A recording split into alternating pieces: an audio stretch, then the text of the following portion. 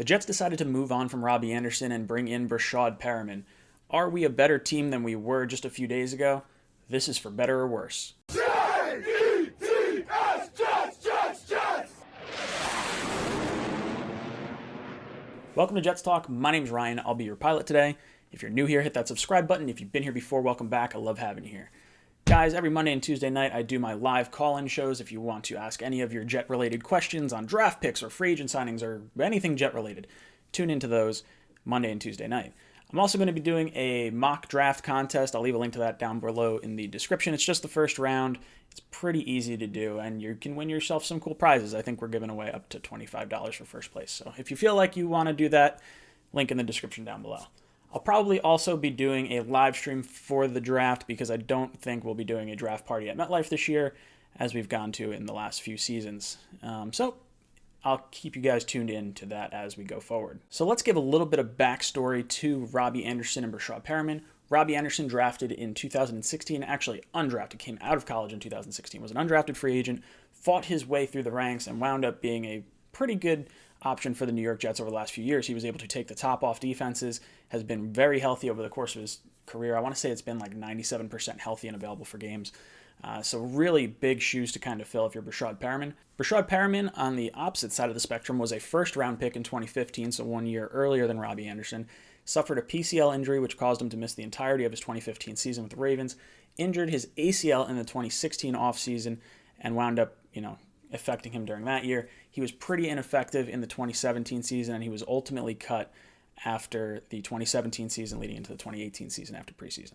So wound up bouncing away from the Ravens, couldn't catch on with the Redskins, wound up signing halfway through the season with the Cleveland Browns. Played pretty well, actually. Plan was to bring him back. He was the burner on Cleveland, and they wound up trading for Odell Beckham Jr., so they wound up releasing Breshad Perriman. Perriman winds up in Tampa Bay, where he has a pretty good season after sitting behind Mike Evans and Godwin over the course of the season. So we got to see a very explosive 5-game stretch from Breshad Perriman at the end of the year, but is that better than what we got out of Robbie Anderson? The goal of this game is to determine if the Jets are better today than they were previously with Robbie Anderson. So this game is called for better or worse. I've got weddings on the mind. I'm supposed to be getting married in May, so keep your fingers crossed on that.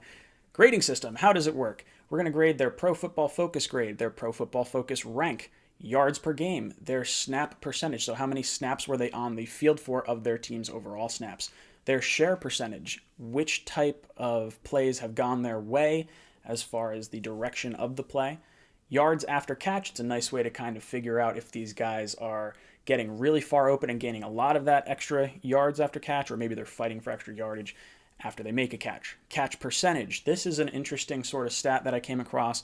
This takes into account the amount of receptions they had versus the amount of targets that were on target, I guess, not the ones that were kind of thrown in their direction and off base. This is like a true catch percentage. First down percentage, so how many of their overall catches went for first downs, and then we're going to look at their starts overall. I'm also going to include their contracts so we can get a little bit of an idea of where these guys kind of stand, because they both signed for pretty opposite side of the spectrum contract-wise. So let's determine if the Jets are better or worse. So getting right into the comparison, right off the bat, these guys are pretty close in height. Perriman's a little bit heavier. Robbie Anderson, 6'3", 190 pounds. Breshad Perriman, 6'2", 215 pounds. In terms of contract, Robbie Anderson signed a 2-year deal for $20 million with $12 million in that first season. Breshad Perriman, on the other hand, signed a 1-year contract that could be worth up to $8 million and could be as low as $6 million. So kind of opposite ends of the spectrum. You're basically getting Perriman for half the price that you would be getting Robbie for on this particular season. Right off the bat, Pro Football Focus grade, Robbie Anderson graded out as a 68.6. Perriman was a 72.8. Pro Football Focus rank, 61 for Anderson, 42 for Perriman. Now, there is a little bit of context that I have to give with this. Robbie Anderson, obviously on a very poor New York Jets roster, had Sam Darnold running all over the place, did not have time to let routes develop downfield. I think that factored into his overall grade, while Perriman, on the other hand, had Evans, had Godwin, and then had that explosive, 5-game stretch at the end of the year. So I think it's kind of a wash. I think they're both probably similar in terms of their overall grade, but in terms of actual grades, Perriman winds up winning these two categories. In yards per game, Robbie had 49.3, Perriman 30.6. It is important to note that I've tried to take the last 2 years just because Perriman's missed so much time, and I tried to do percentages as opposed to actual total yards and total touchdowns because it'd wind up being skewed, I think, too much in one direction. Snap percentage, Robbie was available and on the field in plays for 91.2% of the Jets' overall snaps, whereas last year Perriman was on the field for 56.3% of their overall snaps. This tells me that Robbie Anderson was clearly the starter. He was actively engaged in our offense. Perriman, on the other hand, obviously behind Evans and Godwin. I think, we didn't get to see that number. That number would probably be higher if you looked at the tail end of the season when you started seeing him with 80, snaps in a game or something like that, or 80% of the snaps in a game. So this is definitely a number that's going to be skewed heavily towards Robbie Anderson and not so heavily towards Perriman just because of the way the season worked out last year. Share of snaps, so what's the percentage of plays that were directed towards each of these players? Robbie Anderson was involved in 19% of our overall offensive plays. That's a pretty high number. Perriman was only included in 10.2%. So the bulk of passes went towards Robbie Anderson as opposed to Perriman, who had to ride behind the other two guys. Yards after catch, these guys are pretty similar. Robbie was 3.7, Perriman was 3.8. Again, you're probably splitting hairs there, but Perriman winds up winning that. Catch percentage, Robbie Anderson was a little bit worse at 82.5, Perriman was an 83.7.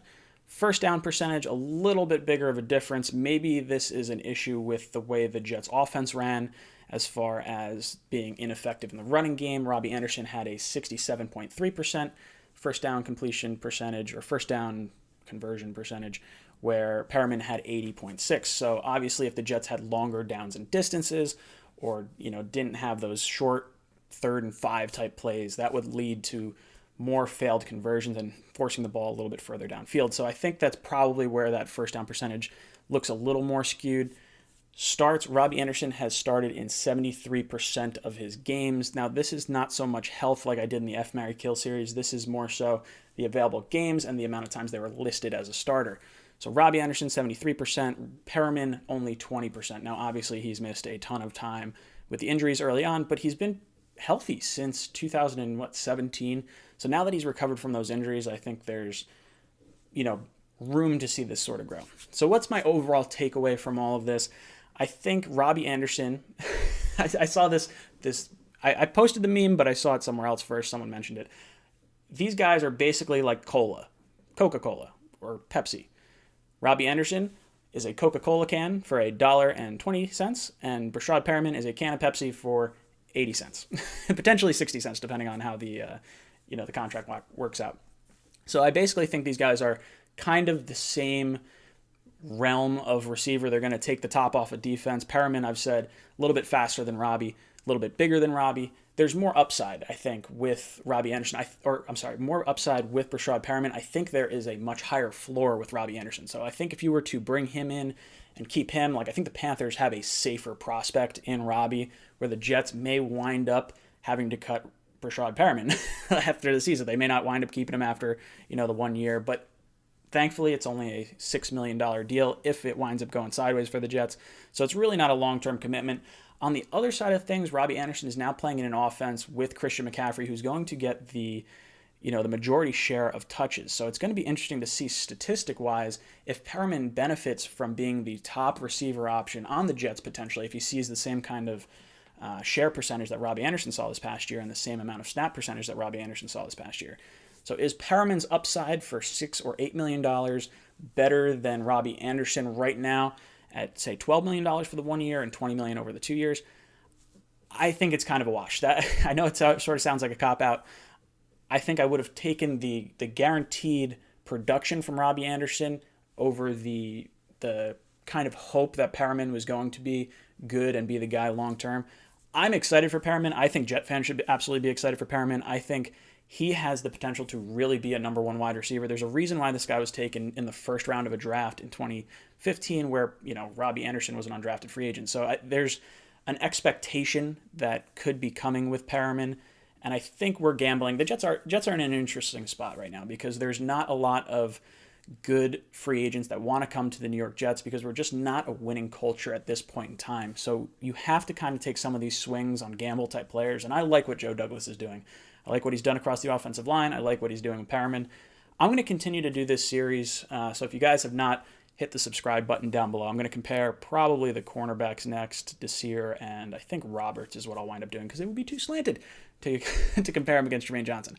But guys, let me know what you think of this in the comments down below. Is there one guy you prefer over another? Do you not like Perriman at all? Do you love Robbie Anderson?